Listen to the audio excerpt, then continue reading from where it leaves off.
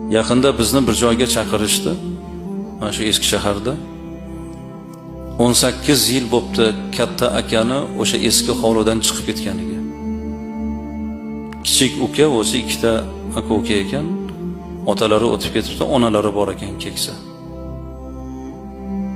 Endi aka shu uyga, yerga da'vo qilyapti.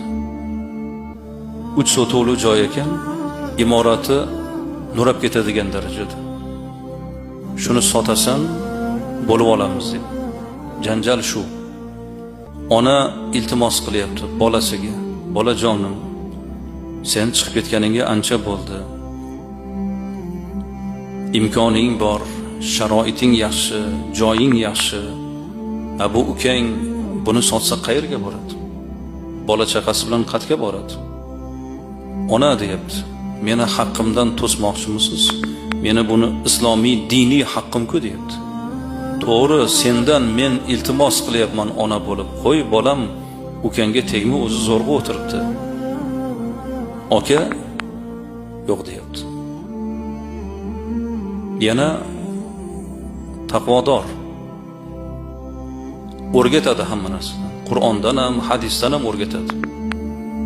Ko'rsangiz, uni suratiga hayiqib ketasiz.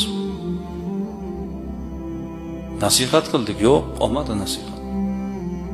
Bo'lmasa deyapti, qonuniy hal qilamiz deyapti.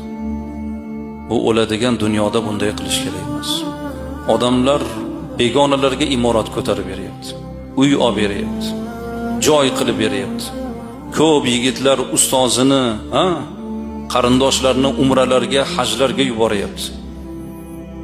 Oxiratini o'ylagan odam mana shunday bo'ladi. Oxirati esdan chiqqan, dunyo ko'zini ko'r qilgan odam o'zini jigari bilan yer talashadi, uy talashadi, meros talashadi. Oxirat esdan chiqqan odam, inson hidoyatda bo'lsa ham Alloh qalbiga shu tavfiqni solmasa, u hidoyatda bo'lsa ham aka-ukasiga qayishmaydi. Yaxshilik qilaman, birovga bir manfaat yetkazaman degan bo'lmaydi.